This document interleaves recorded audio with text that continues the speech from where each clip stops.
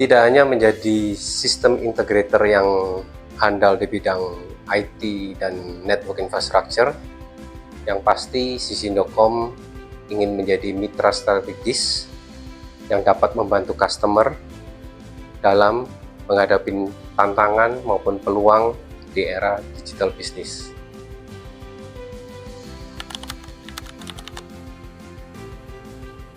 Oke, seperti kita ketahui, bisnis di SBU yang kita cintain ini, network infrastructure, berkembang cukup pesat selama mungkin 5-10 tahun terakhir. Dan seperti kita lihat setelah masa pandemi berakhir, bisnis kita growing sangat pesat. Itu tidak hanya dari sektor yang service provider, tetapi sekarang kita juga merambah ke non-service provider seperti financial service industry, public sector, ada sedikit di manufacturing, dan banyak juga di bidang-bidang yang lain. Dan dari situ kita sadarin bahwa pemisahan antara project management dan tim technical yang saat ini kita beri nama engineering professional services itu mutlak untuk harus kita lakukan. That's why transformasi bisnis 2 tahun yang lalu di akhir tahun 2023 dan effectively di awal tahun 2024 kita lakukan pemisahan itu, sehingga teman-teman di PMO akan fokus untuk bagaimana collect the revenue dan menyelesaikan segala kaitan dengan BAST ke arah customer, ke arah pelanggan, dan tim engineering professional services akan fokus di hal-hal yang berkaitan dengan technical itu sendiri. Saya rasa kurang lebih seperti itu. Kalau menurut saya, EPS dan PMO itu harus dipisah. Itu adalah suatu keputusan yang sangat tepat. Karena apa? Sisindocom ini adalah perusahaan yang bertumbuh alias growing. Kita bisa lihat dari proyek-proyek 2 tahun yang kita jalanin ini, yang biasanya terfokus di SP, sekarang sudah melebar ke enterprise dan bahkan ke AI. Dan buat menyikapi hal ini, Sisindocom perlu mendatangkan orang-orang yang expert dan kompeten di bidangnya, sehingga teman-teman bisa terkawal dengan baik, bisa mendorong teman-teman untuk jauh lebih maju dan lebih berkembang, sehingga Sisindocom bisa memenuhi kebutuhan market dan proyek-proyek kita tetap long lasting, bahkan makin besar lagi. Untuk bisa memberikan layanan service yang lebih baik, lebih cepat, lebih efektif ke customer, saya harapkan Departemen Engineering Professional Services terus-menerus meningkatkan kualitas SDM. Apa itu meningkatkan kualitas SDM? Dengan lakukan update knowledge ke teman-teman engineers, enablement mengenai new technology, serta melakukan banyak training terkait soft skill, leadership, dan lain sebagainya. Demikian harapan saya. Tentunya harapan manajemen untuk Departemen Engineering Professional Services ini sangatlah besar. Seperti kita ketahui, Departemen EPS ini merupakan departemen dengan tim yang terbesar di SBU kita.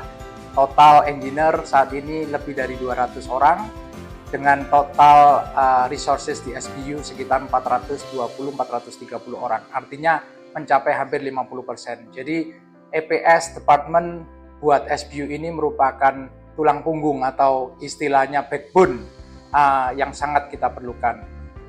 Harapan kami memang untuk EPS, teman-teman dan rekan-rekan sekalian, terutama rekan-rekan engineer, bisa catching up dengan teknologi-teknologi yang terbaru. Dari banyak prinsipal, saat ini kita tidak hanya fokus dengan Cisco, tetapi kita sudah merambah ke banyak prinsipal juga, ada Huawei, ada F5, Palo Alto, bahkan terakhir kita juga akan berkolaborasi dengan CTE. Sehingga kami harapkan teman-teman dari engineering terus berinovasi, terus berkomitmen untuk mencapai tingkat teknikal yang dibutuhkan sehingga kita bisa memuaskan semua stakeholder kita, terutama memuaskan customer dan end user kita. EPS ini kan bagian dari service delivery ya, artinya dua bagian yang tidak terpisahkan daripada PMO. Harapan saya EPS sama PMO itu tetap solid, tetap jadi satu, tidak dikotak-kotakin ya, maksudnya beda bos atau apa itu kalau bisa jangan.